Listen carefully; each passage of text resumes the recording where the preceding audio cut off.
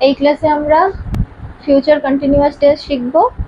এইগুলো কিন্তু এটাও কিন্তু অ্যাসার্টিভ সেন্টেন্সের উপর। আগের ক্লাসে আমরা শিখেছি ফিউচার ইনডেফিনাইট টেন্স, এই ক্লাসে আমরা ফিউচার কন্টিনিউয়াস টেন্স শিখবো। এটাও অ্যাসার্টিভ সেন্টেন্সের উপর। অ্যাসার্টিভ সেন্টেন্সের এর আগে হয়তো আমি বলিনি বাংলাটা, তো আমার মনে পড়ছে না বলেছি কিনা, তো এই ক্লাসে বলে দিই। অ্যাসার্টিভ সেন্টেন্সের বাংলা হচ্ছে বর্ণনামূলক বাক্য, যেখানে কোনো কোয়েশ্চেন মার্ক থাকে না, যেখানে কোনো এক্সক্লামেটরি মার্ক থাকে না বা বিস্ময়বোধক চিহ্ন থাকে না, বা যেখানে কোনো অনুরোধ থাকে না, যেখানে কোনো আদেশ উপদেশ এই সমস্ত সেন্স থাকে না, সেইগুলোকে বলা হয় অ্যাসার্টিভ সেন্টেন্স বা বর্ণনামূলক বাক্য। যেমন জাস্ট তুমি কোনো কথা যদি বলি আমরা, সেইগুলোর ক্ষেত্রে অ্যাসার্টিভ সেন্টেন্স হয়। যেমন ধরো আমি স্কুলে যাচ্ছি, বা আমি স্কুলে যাই, বা আমি স্কুলে যাব, আমি ভাত খাবো, এই ধরনের যেগুলো আছে, সে হয় ভালো ছেলে বা সে হয় ভালো মেয়ে, এই সমস্ত যেগুলো আছে সেগুলো সবই হচ্ছে অ্যাসার্টিভ সেন্টেন্সের মধ্যে পড়ে। তো এখানে আমি দেখি ফিউচার কন্টিনিউয়াস টেন্স এর যে অ্যাসার্টিভ সেন্টেন্সটা কিভাবে করব। ফিউচার কন্টিনিউয়াস টেন্স মানে কি আমরা দেখে নিই আগে। ফিউচার কন্টিনিউয়াস টেন্স হচ্ছে ভবিষ্যৎকালে ভবিষ্যৎকালে যখন কোনো কাজ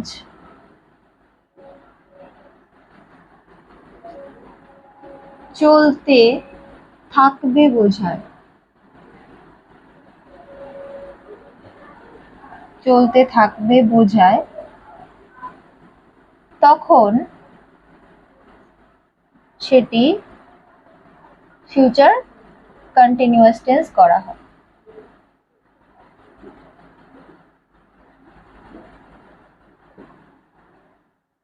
ওকে, তাহলে ফিউচার ভবিষ্যৎকালে কোনো কাজ যখন চলতে থাকবে বোঝায়, তখন সেটি ফিউচার কন্টিনিউয়াস টেন্স করা হয়। ওকে, এবার একটা উদাহরণ দিই।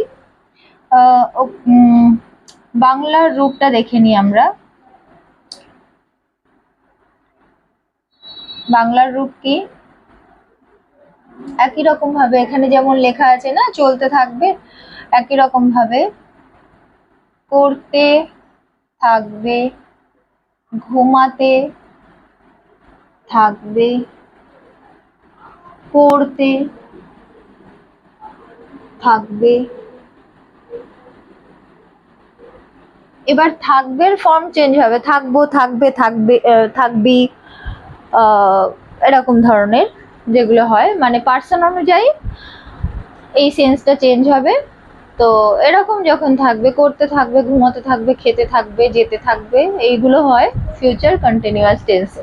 ওকে, তাহলে সেন্টেন্সের মধ্যে মানে বাংলার কোনো বাক্যের মধ্যে যখন আমরা দেখব চলতে থাকবে, খেতে থাকবে, ঘুমাতে থাকবে, পড়তে থাকবে, লিখতে থাকবে, এরকম থাকবে, তখন ফিউচার কন্টিনিউয়াস টেন্স করব। এবার করব তো, কিন্তু কিভাবে করব? তো আমাদেরকে তার জন্য গঠন শিখতে হবে। গঠন মানে কি? ইংলিশে হচ্ছে ফরমেশন, বাংলায় হচ্ছে গঠন। ইংলিশে সিনট্যাক্স শব্দটাও আমরা ইউজ করে থাকি, ইংলিশে স্ট্রাকচার শব্দটাও আমরা ইউজ করে থাকি। তো এগুলো সবই হচ্ছে গঠন। তো ফরমেশনটা কি? ফরমেশনটা হলো subject subject plus shall, will plus be. এখানে এইভাবেও লিখতে পারো, শ্যাল বি, উইল বি, এটাও লিখতে পারো সাবজেক্ট প্লাস শ্যাল বি বা উইল বি, বা এইভাবেও লিখতে পারো। বি ভার্বের সাথে আইএনজি যুক্ত হয়ে বসে আর অবজেক্ট। তাহলে subject, shall be, will be, ভার্বের সাথে আইএনজি যোগ, অবজেক্ট, এটা হচ্ছে ফিউচার কন্টিনিউয়াস টেন্সের ফরমেশন। এবার আমরা উদাহরণে যাই। ধরো ফার্স্টে আমি, একই রকম ভাবে আমি ছবি আঁকতে থাকবো। তাহলে কি হবে, আই উইল বি বা শ্যাল বি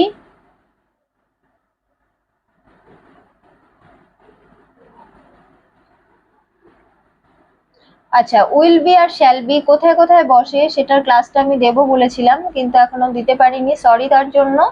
আমি আলাদা করে একটা ক্লাস দিয়ে দেব। তো আপাতত যেহেতু আমরা উইল শব্দটা সব জায়গায় ইউজ করতে পারি, অ্যাকচুয়ালি উইল শব্দটা ব্যবহার করা হয় জোর দিয়ে যখন কোনো কিছু বলা হয় তখন উইল শব্দটা ব্যবহার করা হয়, কিন্তু এখন সব জায়গাতেই নর্মাল কথাতেও ব্যবহার করা যায়, ঠিক আছে।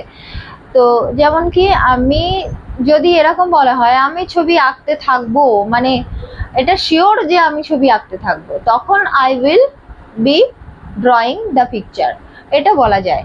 এবার এখন কি হয়, এখন এটা হয়ে গেছে যে মানে এটা চালু হয়ে গেছে যে উইল শব্দটা আমরা যে কোনো জায়গায় ব্যবহার করতে পারি, ঠিক আছে। তো শ্যাল আর উইলের আলাদা কোনো পার্থক্য এখন থাকছে না, তবুও আমি বলে দেব যে উইল কোথায় ব্যবহার করা হয়, শ্যাল কোথায় ব্যবহার করা হয়। কারণ এখনো পর্যন্ত কোশ্চেনে তোমাদের হয়তো এখন কোশ্চেনে না থাকলেও যেহেতু বইগুলো মানে ইংলিশের বইগুলো যেহেতু আগের ছাপানো আছে, এইখানে উইল বা শ্যাল দুটোর ব্যবহারই আমরা দেখতে পাই, ঠিক আছে, সেটা বড়দের ক্লাসে হোক বা ছোটদের ক্লাসে হোক। ইভেন তোমরা যদি কখনো কখনো কম্পিটিটিভ এক্সামের জন্য বসতে চাও তাহলেও ওখানেও কিন্তু শ্যাল আর উইলের ব্যবহার আমরা দেখতে পাই। ওখানে কিন্তু শুধু উইল এর ব্যবহার যে থাকে তা নয়, প্রশ্নে কিন্তু শ্যালের ব্যবহারও থাকে। ওকে, তো সেই ক্ষেত্রে আমাদের নিজেদের ইমপ্রুভমেন্টের জন্য এবং আমাদের নিজেদের জানার জন্য উইল আর শ্যালের ব্যবহারটা আমাদেরকে জানতে হবে, এবং আমি সেটা অন্য ক্লাসে দিয়ে দেবো। তো এখন দেখি আপাতত আই উইল বি ড্রয়িং বা painting the picture. Okay, painting a picture বা দ্য পিকচার, সরি, ড্রয়িং বা পেইন্টিং পিকচার, ঠিক আছে। তাহলে I will be drawing or I will B painting the picture, এটা কি হলো, ফার্স্ট পার্সন সিঙ্গুলার নাম্বার। এটা আমি আর আলাদা করে লিখলাম না, এতক্ষণে তোমরা অনেকগুলো ভিডিওতে এই শব্দটা ব্যবহার করা হয়েছে, মানে first person singular number, second person, এগুলো বলা হয়েছে, আমি আর তাই এইটাতে আর লিখছি না। ওকে, এরপরে আসি, আমির জায়গায় যদি আমরা হয় তাহলে কি হবে, আমরা ছবি আঁকতে থাকবো, তাহলে আই এর জায়গায় হয়ে যাবে উই, এটা হয়ে যায় ফার্স্ট পার্সন প্লুরাল নাম্বার। ওকে, ফার্স্ট পার্সন প্লুরাল নাম্বার। এরপরে আমরা হয়ে গেল, তুমি আর তোমরা একই জিনিস, তুমি বা তোমরা আমি একসাথেই লিখে দিলাম। এখানে কি হয়, তুমি বা তোমরা ছবি আঁকতে থাকবে, সরি, আঁকতে থাকবে,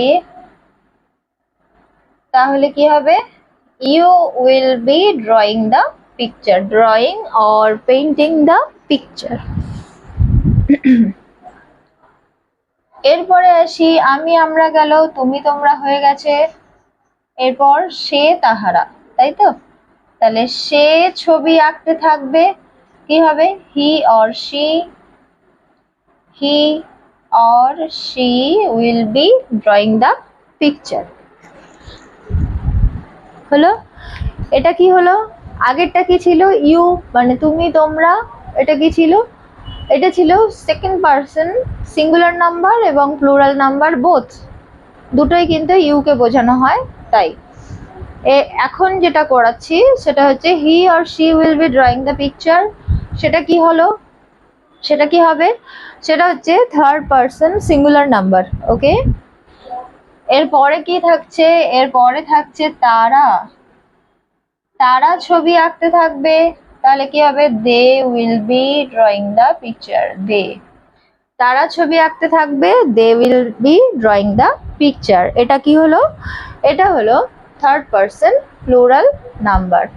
তো বোঝা গেছে ফিউচার কন্টিনিউয়াস টেন্স কাকে বলে বললাম, বাংলার রূপ সেন্টেন্সের মধ্যে মানে বাংলার কোন বাক্যের মধ্যে কি থাকলে ফিউচার কন্টিনিউয়াস টেন্স বুঝবো সেটা বললাম।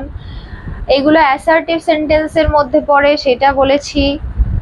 এরপর উদাহরণ দিয়েছি, আশা করি তোমরা নোট ডাউন করে নিয়েছো, আর যদি নোট ডাউন না করো তো বুঝে বুঝে পড়লেও হবে, কিন্তু মেইনলি আমি চাইছি যে তোমরা যাতে বুঝে বুঝে পড়ো।